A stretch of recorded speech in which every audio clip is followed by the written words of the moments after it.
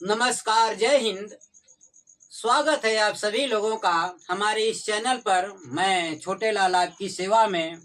मेरे प्यारे विद्यार्थियों, आपके अनुरोध पर आइए देखते हैं फंडामेंटल राइट्स, मूल अधिकार। तो यहाँ ध्यान देने योग्य बात यह है कि मूल अधिकार संविधान के भाग 3 में है। किसमें है? भाग 3 में है। भाग 3 में है और अनुच्छेद 12 से लेकर 35 तक मूल अधिकार का वर्णन है। अभी हम आप इनको जो है सिलसिलेवार देखेंगे। तो भाग 3 में अनुच्छेद 12 से लेकर 35 तो है, कुल संख्या 6 है। तो आइए उनके बारे में देखते हैं। पहला है समता या समानता का अधिकार। समानता का अधिकार, right to equality. Right to equality अधिकार। समानता का अधिकार अनुच्छेद 14 से लेकर 18 तक। अनुच्छेद 14 से लेकर 18 तक ये 12-13 में उससे संबंधित कुछ परिभाषाएं सब चीजें हैं। तो 14 से लेकर 18 तक इसमें क्रमवार हम देखेंगे। पहला, विधि का शासन। विधि का शासन। विधि का शासन। विधि का शासन, रूल ऑफ लॉ। अनुच्छेद 14 में इसका वर्णन है, रूल ऑफ लॉ, जिसका मतलब ये है every person is equal in the I of law, कि हर व्यक्ति अमीर हो, गरीब हो, छोटा बड़ा जैसा भी हो, कानून की दृष्टि में वो क्या है? समान है। सब लोग क्या है? बराबर हैं। रूल ऑफ लॉ यही कहता है, रूल ऑफ लॉ, कि कानून की दृष्टि में भैया सभी लोग क्या हैं? बराबर हैं। कोई भी अमीर हो चाहे गरीब हो चाहे कुछ, सभी के लिए कानून क्या है? लॉ क्या है? बराबर है। अब आइए ये अनुच्छेद 14 में। इसके बाद है सामाजिक समानता। सामाजिक समानता। सामाजिक समानता मतलब सोशल इक्वलिटी। इसका वर्णन है अनुच्छेद 15, जिसका सीधा सीधा ये मतलब है कि अमीर हो, गरीब हो, लिंग के आधार पर, रंग के आधार पर सभी लोगों को समान रूप से समाज में रहने का अधिकार है। ये कोई विभेद नहीं किया जा सकता। सामाजिक समानता सबको प्राप्त है। समाज में सबको रहने का अधिकार है। ये अनुच्छेद 15। अनुच्छेद 16 क्या कहता है ये देखते हैं। अनुच्छेद 16 में है सरकारी पदों में, सरकारी पदों में समान अवसर। पदों में समान अवसर। समान अवसर होता क्या था? समान अवसर अनुच्छेद 16, कि पहले क्या होता था कि कुछ पद कुछ जात विशेष को ही दिए जाते थे। जैसे टीचर का पद है, अध्यापक का पद है, तो ब्राह्मण के लिए ब्राह्मण ही अध्यापक हो गए। आपने देखा होगा उन्हें गुरु ही कहा जाता है।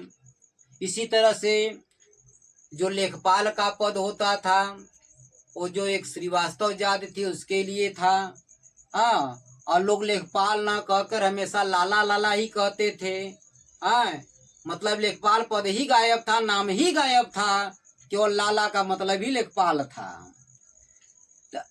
इस कॉन्स्टिट्यूशन में क्या कहा गया कि नहीं, अब जो है कोई भी सरकारी पद है, सब जाति धर्म सब के लिए जो है कि समान अवसर देना होगा। कोई पद किसी जाति विशेष के लिए नहीं होगा, किसी जाति का व्यक्ति इस पद पर होगा, सभी को समान अवसर देना होगा। सरकारी पदों में समान अवसर, यहाँ आप जाति विशेष नहीं कर सकते। अगली चीज देखते हैं हम, जो बहुत ही महत्वपूर्ण है, वो है छुआछूत। छुआछूत का अंत, छुआछूत का अंत, इसका मतलब है अनुच्छेद 17 में अनटचबिलिटी। जैसा कि इतिहास रहा है हमारे देश का, दलित जातियों को बहिष्कृत किया गया, हमेशा उन्हें जो है छुआछूत की कैटेगरी में रखा गया। यहाँ तक कि प्राविधान था कि ऐसे लोगों को किसी भी सार्वजनिक स्थान पर आना जाना नहीं है। इसके अलावा जो है यहाँ तक मनुस्मृति में कहा गया है कि यदि किसी शूद्र ने वेद का कहीं उच्चारण हो रहा है, सुन लिया है, तो उसके कान में रांगा पिघला कर डाल लो कि तुमने सुना क्यों। बताइए सुनने वाले क्या गलती थी भैया, आवाज आई सुन लिया। रात में जब 12-1 बजे के बाद इन्हें कहीं आने जाने का अधिकार था, वो भी अपने पीछे झाड़ू बांध कर, ताकि जो है रास्ता साफ हो जाए, कोई उस पर दूसरा आएगा तो उसको छूत न लग जाए। ये सब तो संविधान के द्वारा जो है छुआछूत का अंत कर दिया गया कि अब कोई भी व्यक्ति किसी भी व्यक्ति को उससे संबंधित उसके जाति नस्ल रंग के आधार पर कोई छुआछूत करता है, ऐसी भावना प्रस्तुत करता है, उकसाता है, तो जो है यह कानूनन अपराध होगा और इसके लिए सजा मिलेगी। ऐसा प्राविधान अनुच्छेद 17 के अंतर्गत हमारे संविधान में किया गया। पढ़ने का अधिकार नहीं था, सार्वजनिक स्थलों पर जाने आने का अधिकार नहीं था, तो अनुच्छेद 17 के अंतर्गत छुआछूत का अंत कर दिया गया। अगली चीज हम देखते हैं उपाधियों का अंत। उपाधियों का अंत, उपाधियों का अंत, अनुच्छेद 18। तो मेरे प्यारे विद्यार्थियों, पहले क्या होता था, कोई भी राजा महाराजा, कोई भी बड़े लोग किसी के भी काम पर खुश हो करके उसे कोई उपाधि दे देते थे, मतलब कोई नया नाम दे देते थे। जैसे शेर शाह के बारे में आप जानते हैं, उसका नाम फरीद था। एक बार वो बिहार के नवाब राजकुमार के साथ गया, जंगल में एक शेर को मार दिया और नवाब खुश हो करके उसे शेर खां की उपाधि दे दिए। बाद में जो है उसने शेरशाह की उपाधि धारण की। जब वह दिल्ली का राजा बना, तो ऐसी स्थिति में जैसे अंग्रेजी शासन काल में केसरे हिंद, सर की उपाधि, नाइटहुड की उपाधि तो कुछ लोगों के द्वारा दी जाती थी, और कुछ लोग जो है सिंहासन पर जो बैठते थे राजा महाराजा, वो अपने से ही कोई उपाधि ग्रहण कर लेते थे। जैसे किसी के बारे में कि महाराजा धीराज की उपाधि ग्रहण कर ली, किसी ने विक्रमादित्य की उपाधि ग्रहण कर ली, तो ऐसा प्रचलन था। लेकिन संविधान में इसका अंत कर दिया गया और कहा गया कि भैया अब जो है किसी व्यक्ति द्वारा किसी व्यक्ति को दी गई कोई उपाधि मान्य नहीं होगी। अब कौन सी उपाधि होगी? सेना की उपाधि, सेना की उपाधि, और जो आप किसी भी विश्वविद्यालय द्वारा, किसी भी यूनिवर्सिटी के द्वारा पढ़कर जो उपाधि हासिल करेंगे, जो डिग्री हासिल करेंगे, वही उपाधियां ही मान्य होंगी। तो सेना की उपाधि और पढ़कर उपाधि। हाँ, यहाँ एक जो है बात है, थोड़ा हम आपको बताना चाहेंगे कि सेना के अलावा जो है पढ़ने पर जो एक चीज होती है मानक उपाधि। तो मानक उपाधि का मतलब क्या है कि किसी विशेष व्यक्ति को जो है कोई यूनिवर्सिटी ही देगी, कोई उपाधि देती है, पीएचडी की उपाधि दे दिया, डीलिट की उपाधि दे दिया, तो ऐसी स्थिति में ठीक, तो जो पढ़ के हासिल किए हैं वो उपाधि तो आपकी यही है। ऐसी जो मानक उपाधि मिलती है सम्मान के लिए उनके दी जाती है, हाँ, लेकिन उसका सर्विस वगैरह के प्रपोजल में उसका उपयोग नहीं होता है।